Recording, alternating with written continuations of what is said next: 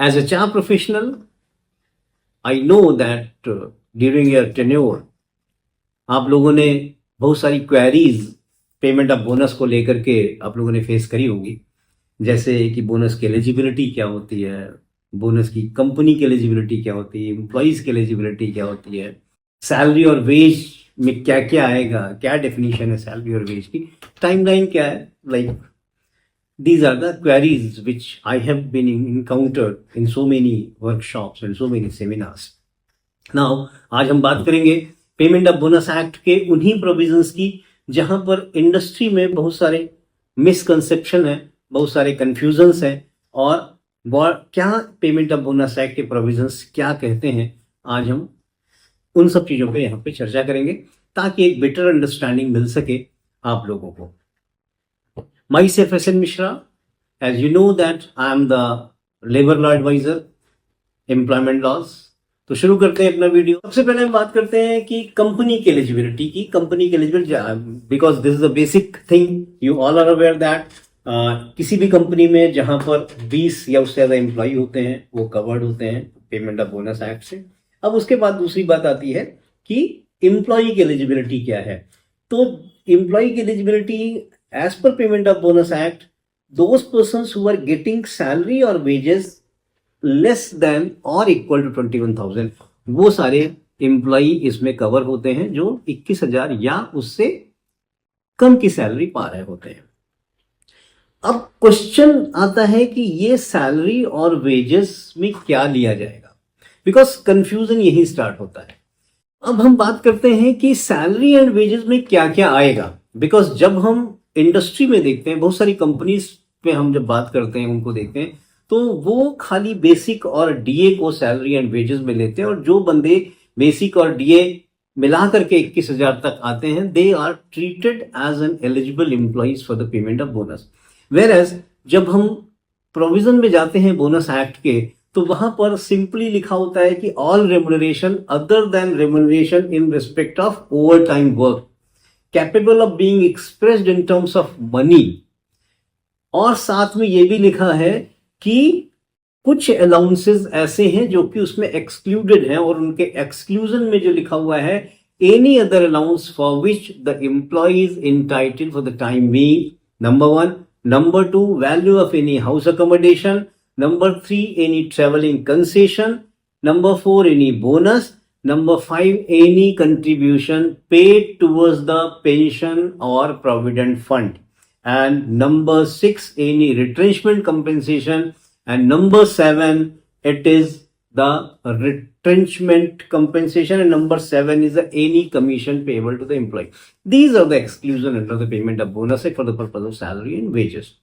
Here, we need to understand what would be the salary or wages for the purpose of the eligibility of employee under the payment of bonus act, because यहां पर वो basic और DA की बात कहीं पर नहीं कह रहा है, वो ये कह रहा है कि wages means all remuneration. Confusion यहां पर ये है कि जो स्पेशल अलाउंस है या अदर अलाउंस है उसको लोग एक्सक्लूड कर देते हैं, बिकॉज उसके एक्सक्लूजन में लिखा हुआ एनी अदर अलाउंस और any special allowance which is for the time being entitled to, और दे आर, मुझे ऐसा लगता है कि they are confused with the house accommodation and the HRA. In my opinion the house accommodation is totally different with the HRA. HRA is something else which is being given to the employee on month basis, whereas the value of house accommodation means if any employee has been given any kind of accommodation by the company and the amount of that or value of that house accommodation would be excluded from the salary, from the definition of the salary and wages. तो यहां मेरे हिसाब से in my opinion जो salary and wages में all remuneration लिए जाने चाहिए rather than basic and DA. Now what would be the impact of that? अब इसका impact क्या होता है? इसका impact क्या होता है कि जब हम ग्रॉस सैलरी लेते हैं 21,000 की, तो वहां पर हमारा जो कट ऑफ लिस्ट होती है एलिजिबल एम्प्लॉइज की वो डिफरेंट होती है, और जब हम बेसिक और डीए 21,000 लेते हैं वहां पर हमारी कट ऑफ लिस्ट में employee number of employees obviously ज्यादा होंगे। मेरा पर्पज कहीं से ये नहीं है कि हम एम्प्लॉइज को डिबार करें, मेरा पर्पज ये है कि what is the right provision under the payment of wages act for the purpose of the defining, for the purpose of taking eligible employees for the payment of bonus act. Now the second thing is that कि bonus किस पे calculate होना चाहिए.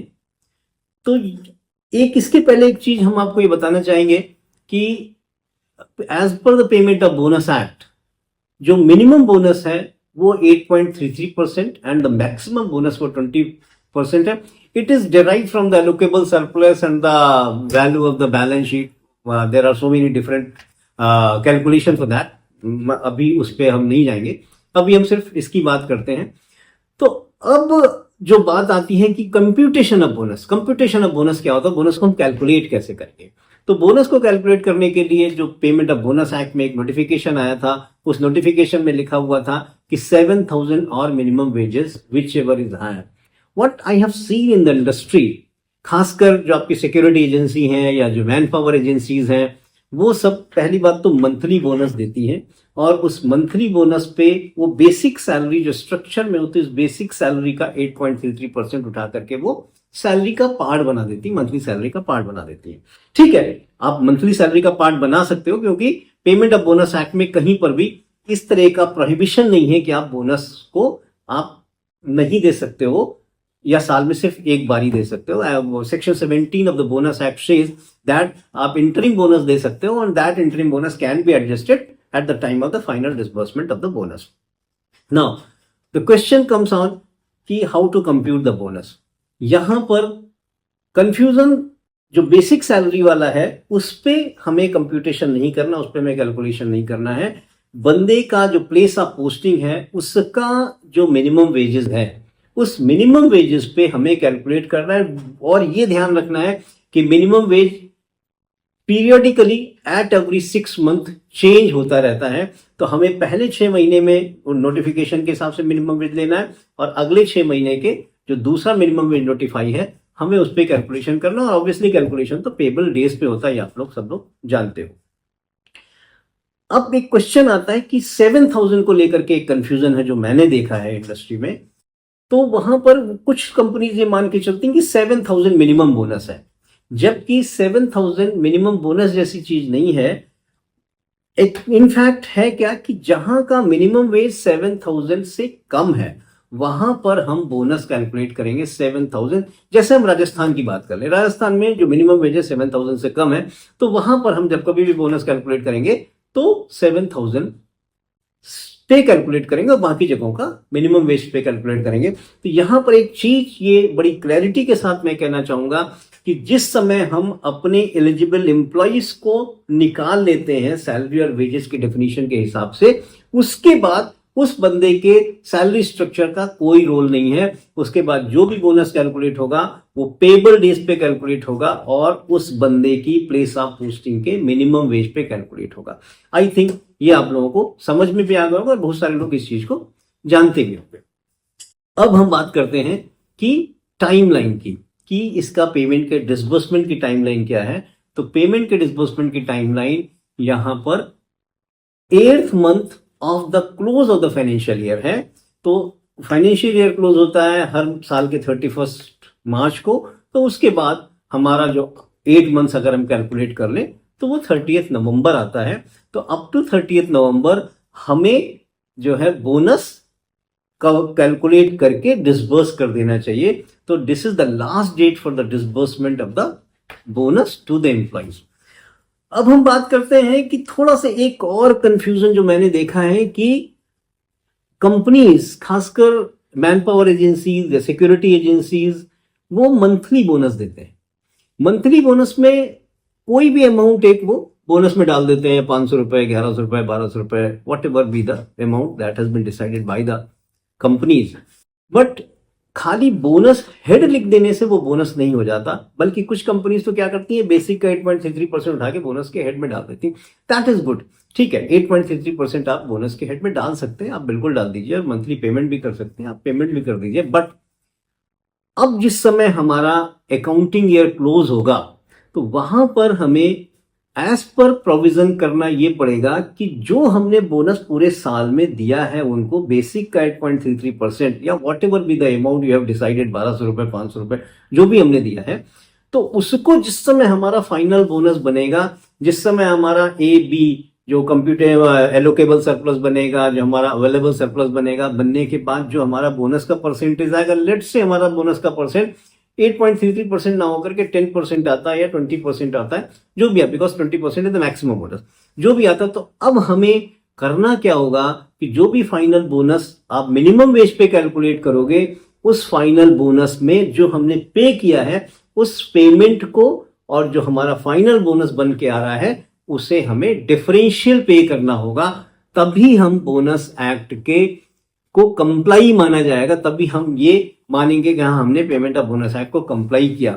अगर हमने differential amount नहीं पे किया है और बोनस ज्यादा बन रहा है, उसको एम्प्लॉय को कम मिला, तो हमें वहां पर उस डिफरेंशियल अमाउंट को ना पे करने पे that would be treated as a non compliance under the payment of bonus act. तो ये 2-3 कंफ्यूजन जो मैंने लोगों की क्वेरीज से आई हैव बीन इनकाउंटर्ड, हमने देखे थे, तो मेरा खुद एक सजेशन था अपने आप से कि मैं लोगों को इन सब चीजों को बताऊं। हो सकता है बहुत सारे लोग इन सब चीजों से को एक्सपीरियंस कर रहे हो, तो आई थिंक दैट मेरा ये वीडियो आप लोगों को अच्छा लगा होगा और देयर आर सम इनसाइट। फिर भी अगर किसी को किसी भी तरीके का कोई कंफ्यूजन है, किसी भी तरीके की क्वेरी है, they can directly connect to me on the number given on the screen, and they can write to us also on the mail ID given to the screen. Thank you very much. Thank you.